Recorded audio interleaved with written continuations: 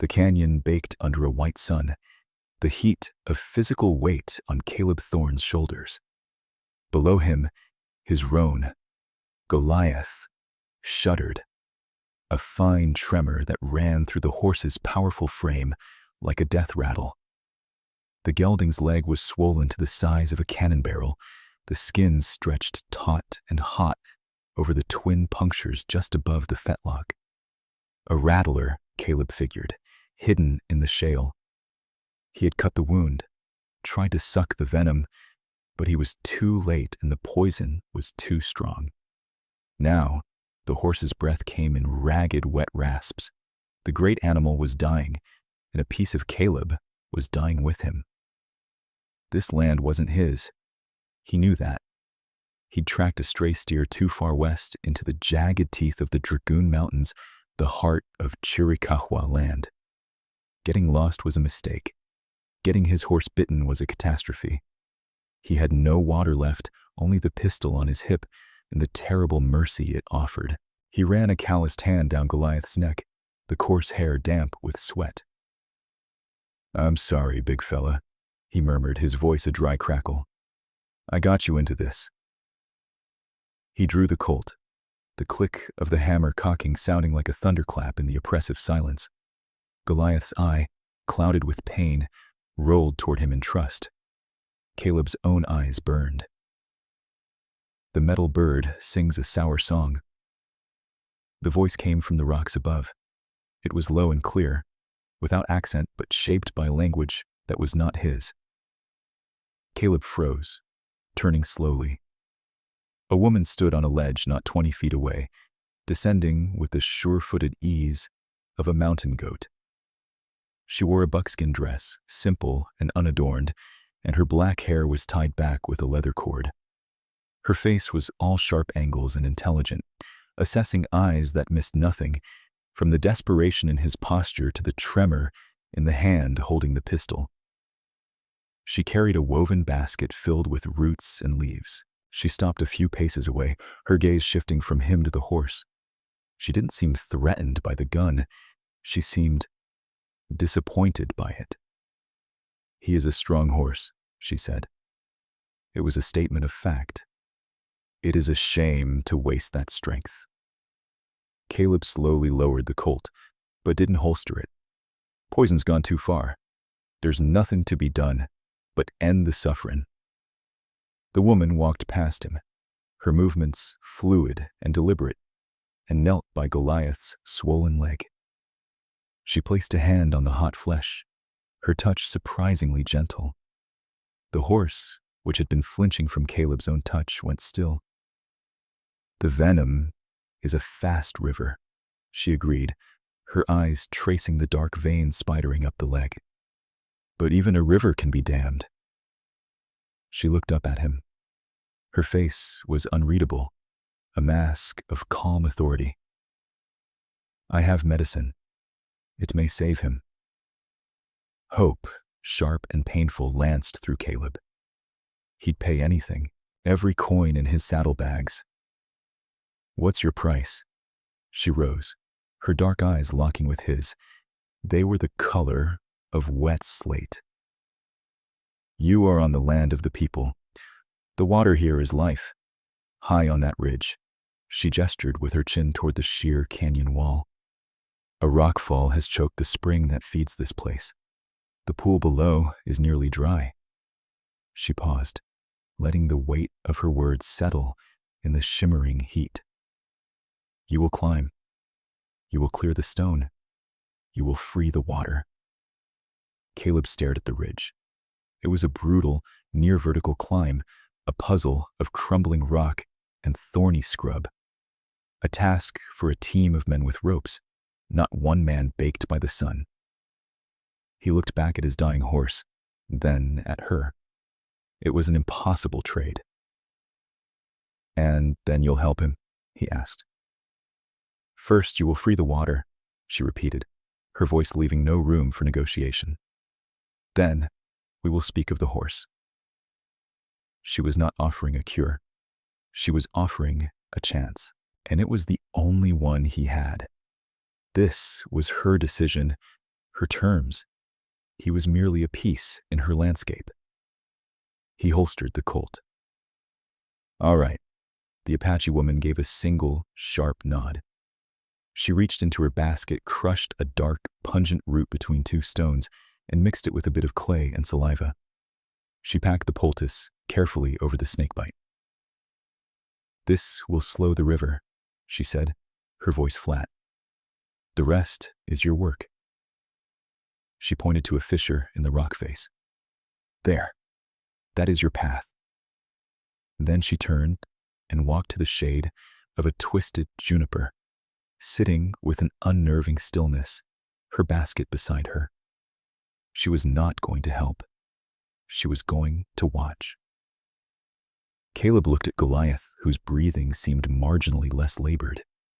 He gave the horse a final pat, took the small pick and iron pry bar from his saddle roll, and began to climb. The rock was hot enough to blister his palms. Every handhold was a gamble, every foothold a prayer. The sun beat on his back, leaching the strength from his muscles. He didn't look down. He didn't look at the woman.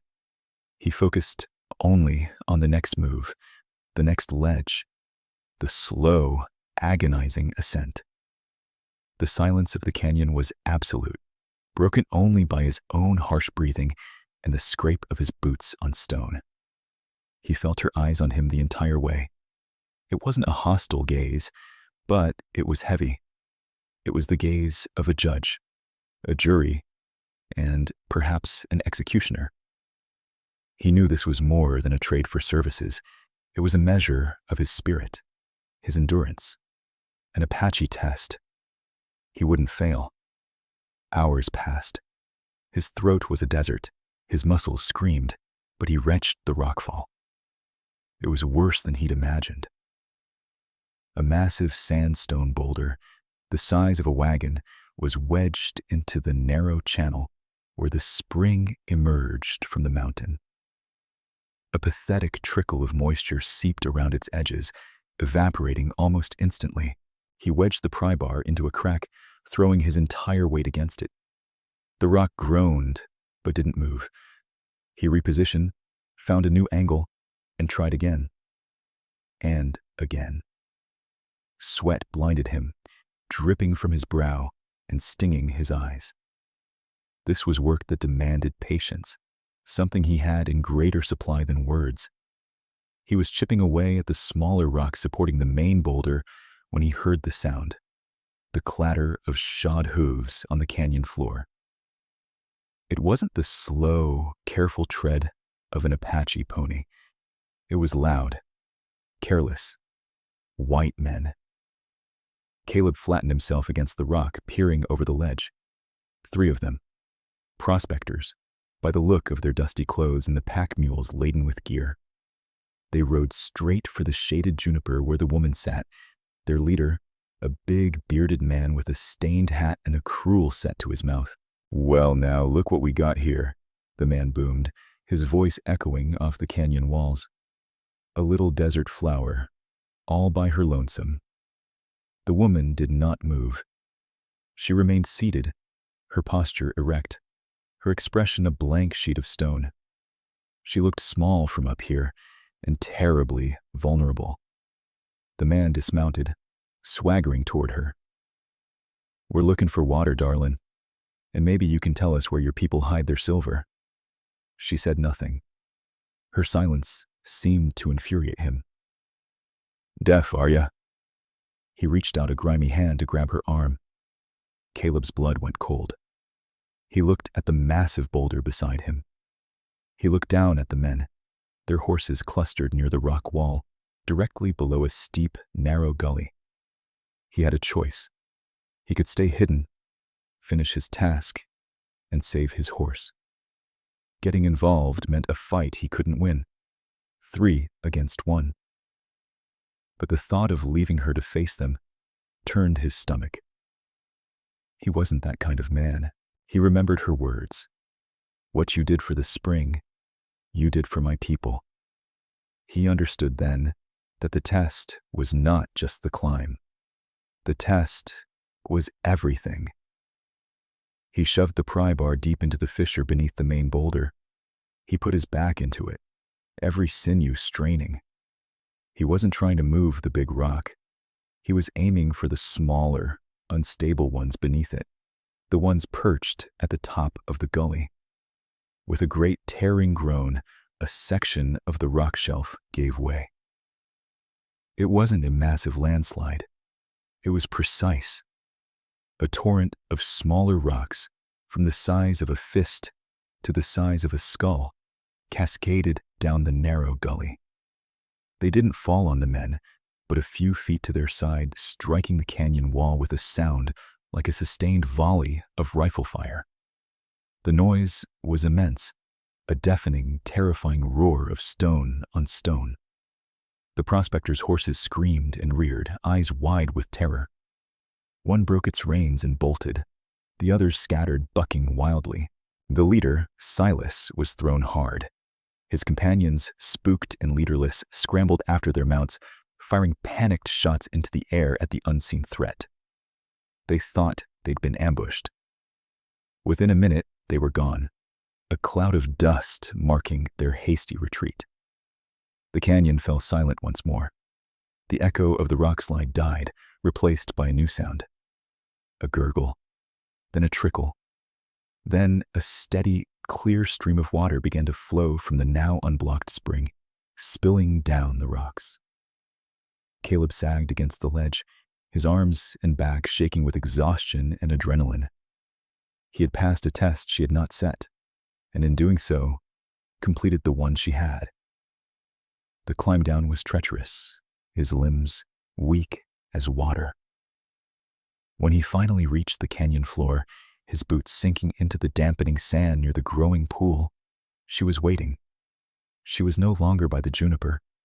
She stood beside Goliath. Her face was still unreadable, but the hard, watchful edge in her eyes had softened. She looked from him to the flowing water, then back again. "The white eyes run from ghosts of falling stone," she said.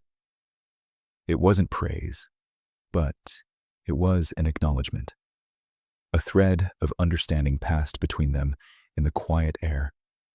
He had protected her without violence, using the mountain itself as his weapon. He had shown cleverness, not just brute force. She nodded once, a gesture that held more weight than 1,000 words of gratitude. "Now," she said, her voice softer than before, "we see to your horse."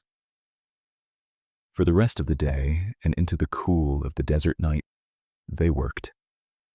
Lozen, she finally told him her name as she ground herbs with a stone pestle, moved with an efficiency that was mesmerizing. She knew which leaves to boil to draw the fever, which roots to chew into a paste to fight the poison. She chanted in her low, musical tongue, the words foreign, but the intent clear. It was a prayer for healing, a plea to the earth. Caleb did as he was told. He brought her water from the new, clean pool. He tore strips from his spare shirt for bandages. He held Goliath's head, speaking to him in low, soothing tones, while Lozen lanced the swollen tissue to release the pressure. He never questioned her methods. He watched her hands, strong and sure, and felt a burgeoning respect that went deeper than gratitude. In the shared, silent work of saving a life, the vast cultural gulf between the dusty cowboy and the Apache woman began to feel less like a chasm and more like a simple shadow. Sometime before dawn, the crisis passed. Goliath's trembling ceased. The fever broke in a great soaking sweat. He whickered softly and nudged Caleb's hand, asking for water. Caleb led him to the pool and the horse drank deeply, his reflection shimmering in the new water under the light of 1,000 stars. Life had returned to the canyon. Caleb turned to Lozen, who was washing her hands in the stream. The first light of morning touched the sharp lines of her face, making her look as if she were carved from the same resilient rock as the mountains around them.